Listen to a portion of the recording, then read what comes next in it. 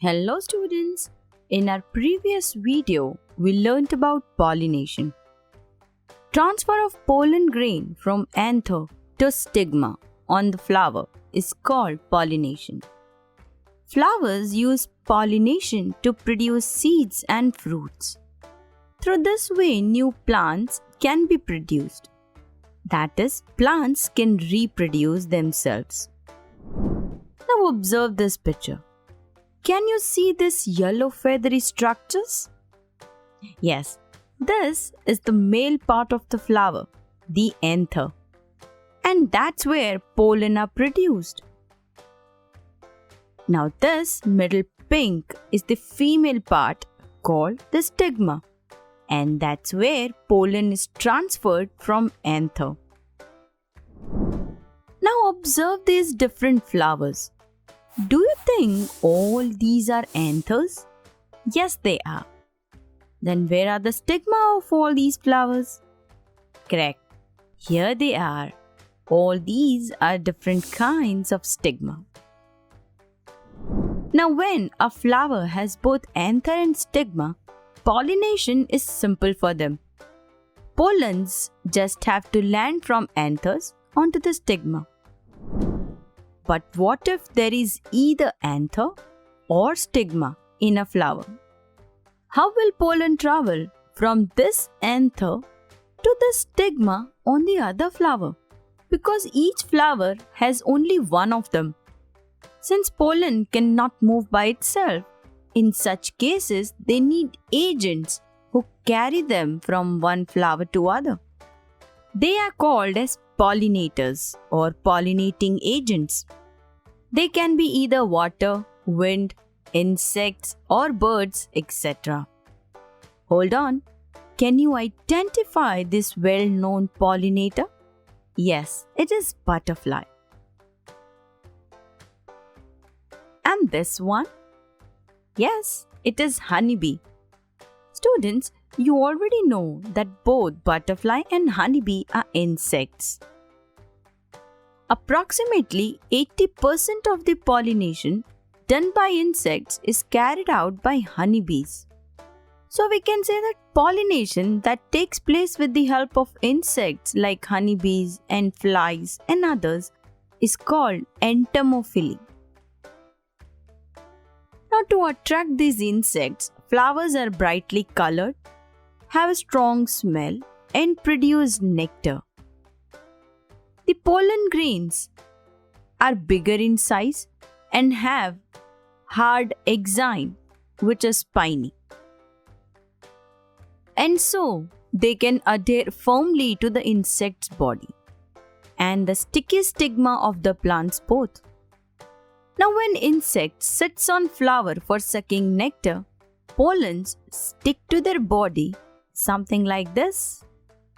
And then when they fly to the other plant and sit on it, the anther falls here and sticks on the stigma of this plant. Thus, cross-pollination happens, which leads to seed and fruit formation after fertilization. Now, can you identify these pictures on your screen? No? Let me help you. First one is of flying fox. And what is it? Yes, it is a kind of fruit-eating bat. Second one is of sunbird. The third is of famous lizard gecko. The next one is of lemur. And the next of sugar gliders, elephant shrew, etc. Now all these animals are again pollinators. And when pollination takes place with the help of animals, it is called as zoophily. Flowers of such plants attract animals with their bright colors, size, scent, etc.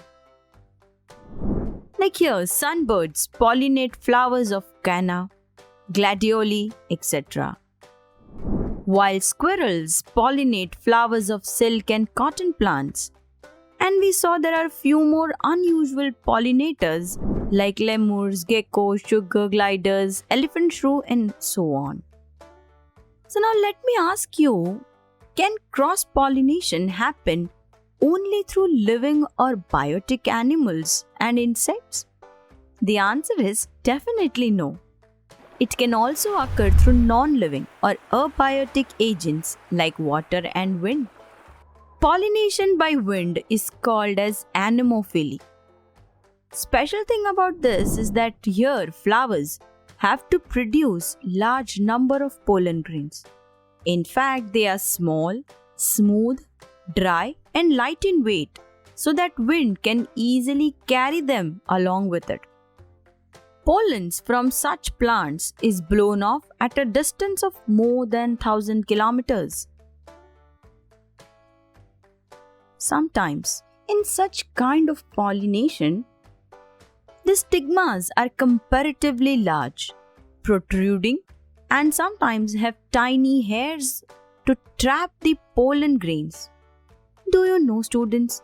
About 12% of world's flowering plants are wind pollinated, including grasses and cereal crops, many trees, and the infamous allergen ragweed. The next abiotic pollinating agent is water. And when pollination is taking place with the help of water, it is called hydrophily. Obviously, as the name suggests, it takes place only in aquatic plants. Pollen grains are produced in large numbers. Then they float on surface of water till they land on stigma of the female flower. Hydrophily is seen in plants like Hydrilla, Vallisneria, etc. So students, what we have seen today is that there are various agents that carry out cross-pollination. It is when pollen from one anther of the flower lands to the stigma on the other flower somewhere at a distance. And we saw that agents who carry out cross-pollination are called as pollinators, and they may be biotic like insects and birds or other animals, or abiotic like water and wind. In the next video, we will learn about sexual reproduction in humans.